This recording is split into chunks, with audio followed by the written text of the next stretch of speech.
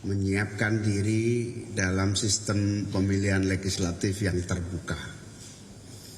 Oleh karena itu hari ini deg-degan itu sudah selesai. Teman-teman seluruh caleg menjadi bersyukur dan siap melanjutkan proses pemilihan legislatif sesuai dengan undang-undang yang telah ditetapkan oleh DPR dan pemerintah. Dengan demikian, maka DPP PKB, saya sebagai Ketua Umum menyampaikan beberapa hal. Yang pertama, kepada seluruh calon-calon legislatif PKB, DPR RI, DPRD Provinsi, DPRD Kabupaten Kota, untuk meneruskan seluruh kerja-kerja politik merebut hati dan suara rakyat yang akan dibawa pada proses pileg 14 Februari 2024. Lanjutkan semua langkah-langkah para caleg. Dengan demikian maka posisi nomor berapapun di dalam daftar caleg saya nyatakan tidak ada bedanya. Apakah calon-calon legislatif yang berada di nomor 1, nomor 2 atau nomor terakhir memiliki posisi yang sama, setara, dan perlu saya sampaikan kepada masyarakat bahwa penomoran hanya bersifat mempermudah urutan saja.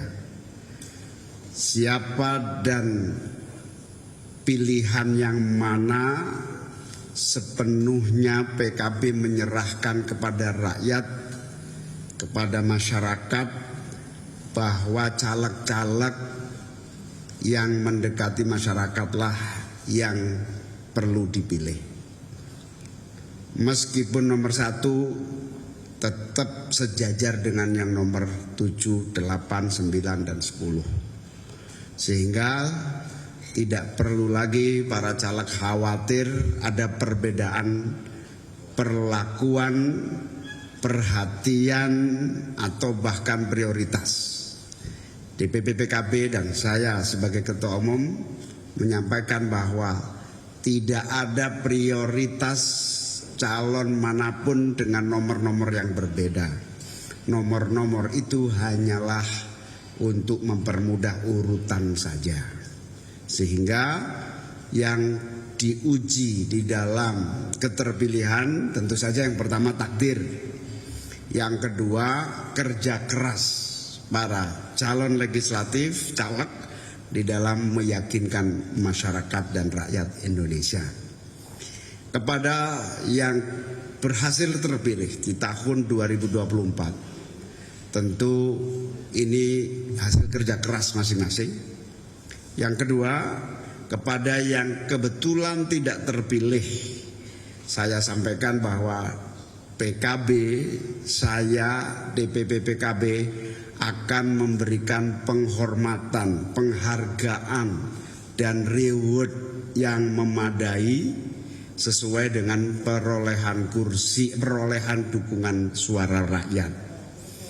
PKB akan memberikan apresiasi dalam bentuk berbagai perhatian, termasuk di dalamnya mempertimbangkan merit sistem karir politik di dalam PKB sesuai dengan perolehan suara yang ada.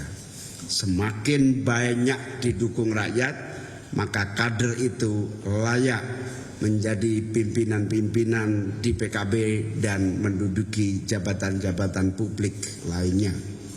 Sehingga kepada seluruh caleg dengan berbagai nomor yang berbeda-beda, hendaklah melihat keberhasilan merebut rakyat itu sebagai ukuran utama perhatian, apresiasi, reward PKB kepada para caleg itu, sehingga posisi menjadi setara, tetapi menjadi ditentukan oleh sejauh mana kita mendapatkan dukungan dan kecintaan rakyat masyarakat kita.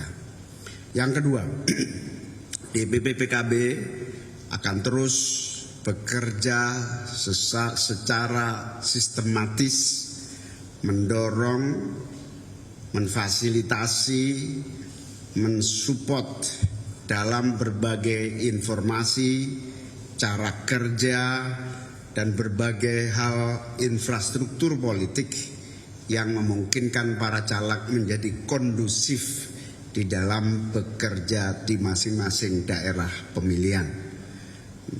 Dalam hal kampanye nasional maupun kampanye daerah, DPP PKB akan melakukan supporting system, baik itu juru kampanye, atribut,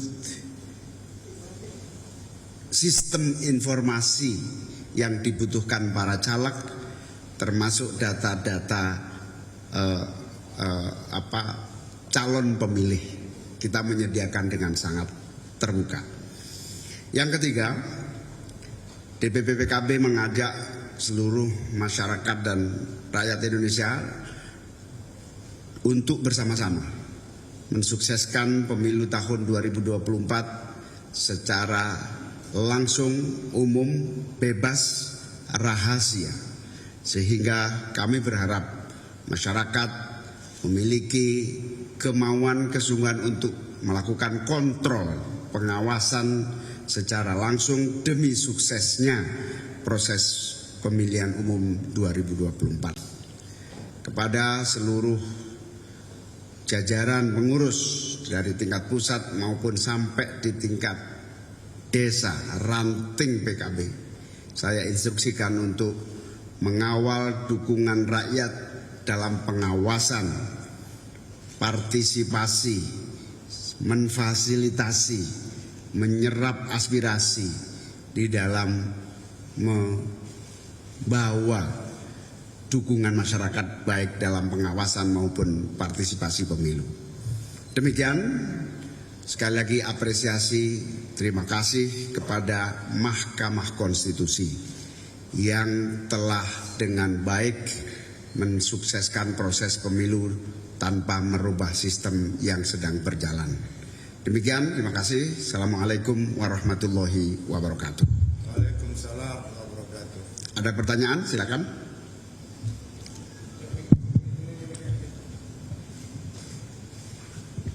Dari Robi Metro TV, Pak, mau nanya Pak, usai MK putuskan pemilu tetap terbuka, akankah 8 parpol pendukung adakan pertemuan? Kemudian atas putusan MK siang ini, itu tahapan pemilu akan berjalan sesuai timeline. Ini apakah komposisi koalisi di Partai PKB akan terpengaruh, kian solid, atau masih akan ada evaluasi? Terakhir Pak, ini mungkin sedikit di luar konteks, tapi jika komposisi Gerindra akhirnya memilih calon cawapres yang lain di luar daripada PKB, apakah Caimin rela atau tetap bergabung atau membentuk bangun koalisi baru dengan Golkar gitu misalnya gitu. Seperti itu Pak. Terima kasih Pak. Yang pertama, apa tadi? Sampai hari ini belum ada, setelah keputusan MK kita belum ada komunikasi dengan teman-teman partai lain. Nanti kita tunggu apakah ada pertemuan. Tetapi tentu teman-teman di fraksi-fraksi di DPR intensif terjalin komunikasi setiap hari dan pasti akan melakukan perbincangan pasca keputusan MK.